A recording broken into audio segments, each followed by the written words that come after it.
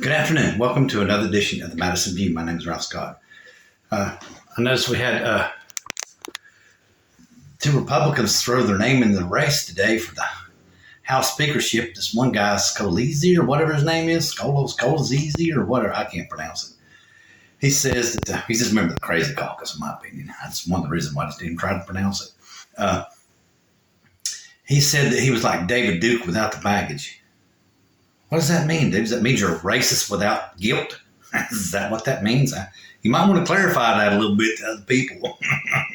I think I begin to think that crazy don't overrule stupid. I think stupid might overrule crazy. Or a combination two is deadly after that comment. But the other one is, oh my God, Jim Jordan. Man, that right there is thoroughbred if there ever was one. I'm telling you. I mean, y'all just really pick some serious thoroughbreds out there. I mean, y'all are just running. Y'all picking the best of the litter, ain't you? This is so crazy, man. The more and more I think about it. Yesterday, I mean, my mom was I was just completely, utterly shocked. I mean, it's like, oh my God, man, you people are so dysfunctional, you know? And then wake up this morning, it all made sense. You know, it just all made sense. And then once I read the headlines and everything this morning about who's going to be picked, Crazy Caucus is going to try to take over Congress. And I'll tell you like this right here, you know, Crazy Caucus. It's like this right here. If y'all would have just given Biden a clean debt ceiling, okay, he would have been more inclined to compromise with you had you done that. No. Got to make a drama out of this. Got to make a show. Got to make the stock market go all to pieces. Make bond yields just go through the roof while you're trying to save us money, right? I mean, that's what you say, right? But it's awful funny. Your actions seem to cost more money than you're worth, and that's an understatement. But anyway. Just like I said, had you raised a clean debt ceiling with Biden, and just all you had to do, you don't have to chop down the pecan tree to harvest the pecans. You know, you want to be able to say, okay, you lowered the debt. Okay, that's all you want to be able to say. Nobody, except for crazy people, expect you to shut down the government. But that's all everybody wants you to do. Everybody wants you to take care of the government in a reasonable manner. And if you would just reduce expenses by 3% a year. First of all, the interest rate, I would say it would come down at least 0.5%, but I feel more like about 1 to maybe 2%, especially the first year, just because of the shock that there ain't going to be bonds out there to buy like there was in the past, just a pure shock. So they're going to be planning for more bonds out there, and they ain't going to be out there. So just a pure shock that first year. If you just save 3%, I personally think that you would reduce the deficit by 3% and save 3% on the national debt. So you would bring the deficit down 6% if you just compromise to 3%. 6%, that's quite a bit of savings. And then do the next year at 3% and the next year at 3%. And all you would have to do that is for 10 years, and you basically going to cut the deficit in half. You'd probably cut it in half in 5 years, really, because of the amount of interest you're going to be saving on the debt. So I don't understand. I just don't understand for the life of me why it has to be a big drama.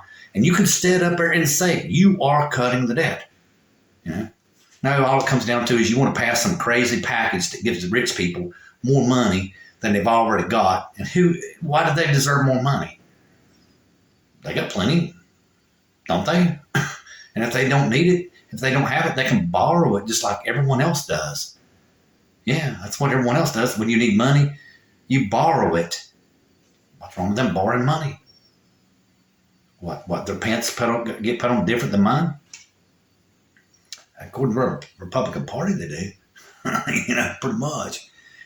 Everybody else borrows the money. Won't kill them to borrow money. And don't pass. That's the biggest thing. Just don't pass no crazy. I'm telling y'all, don't pass no crazy tax cut. I'm telling you. I want to tell you right here now, with the stuff you've done and with the stuff Trump's done, I just don't see how y'all could. I don't see how y'all gonna have over 200 people in Congress next year. I really don't. If y'all have more than 200 in Congress next year, it's gonna shock me. I'll put it to you like that right there. I don't honestly and truthfully, I don't know how many of you are all up for election, but as far as I know, it's every 2 years. So, if y'all got 50 or 60 people up for re-election, I would doubt it. I would doubt it. 40% of them, and 40 of them don't get really elected. Just crazy caucus people out there. And that's crazy slivers of corner of America out there. I don't know, man. I mean, I read more and more, and you got all these people that know Trump, and they're all coming out and saying he wants to be a dictator. That's exactly what his goal is. That's what he was trying to do that day. He was trying to become a dictator. And, people are sitting there looking, and basically he was going to create a theocracy is what he was going to do. It's exactly what he was going to do.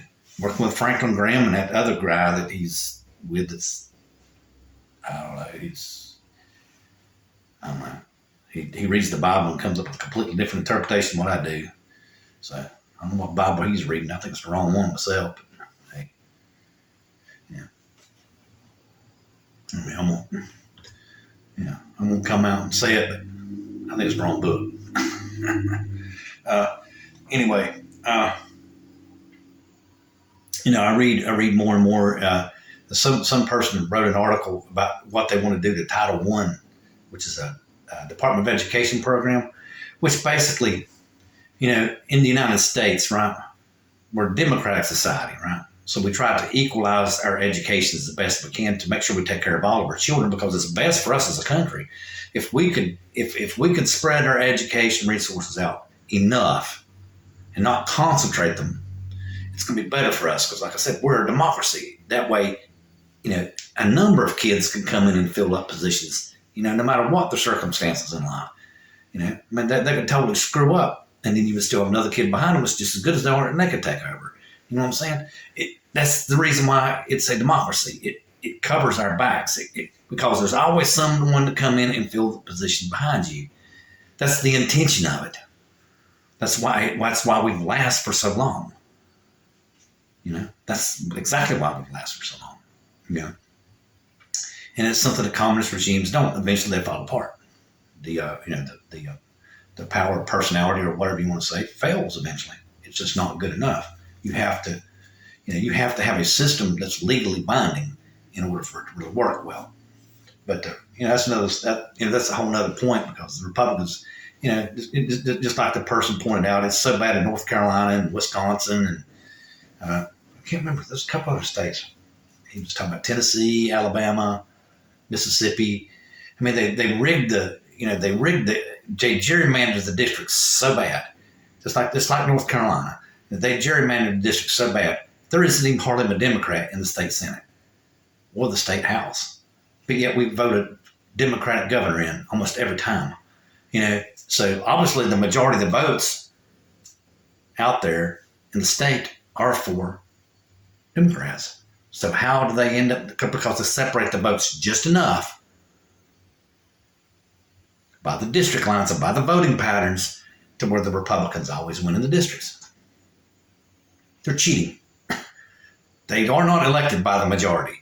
And the last time I read the Declaration of Independence, it says being governed by consent, or being consent to being governed. That's not consent.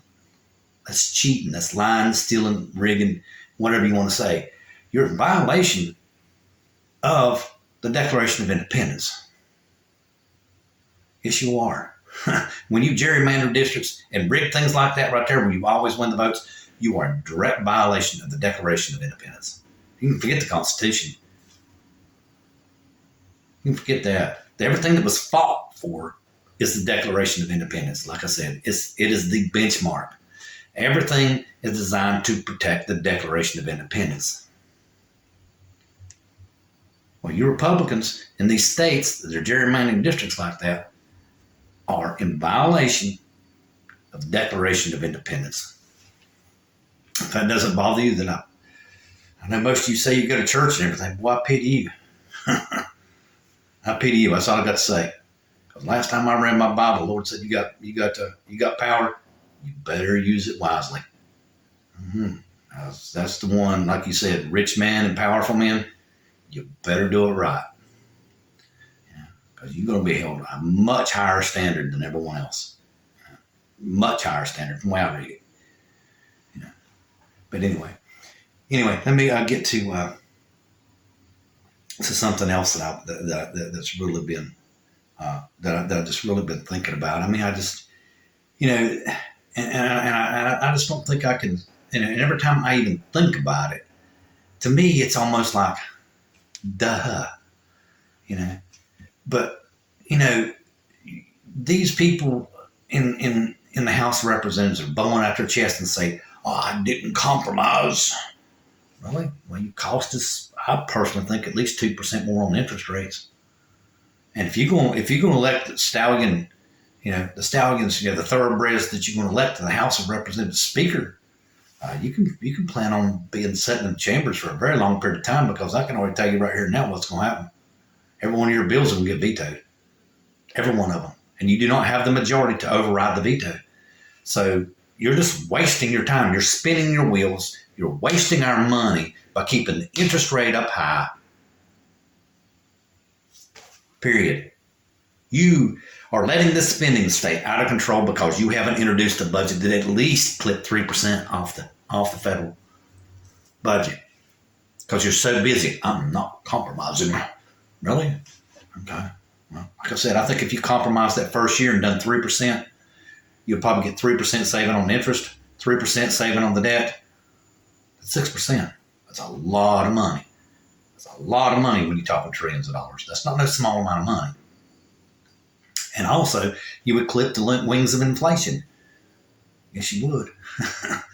Yeah, you would, because you drive down, you would drive down demand, because you would have softened the economy by 3%.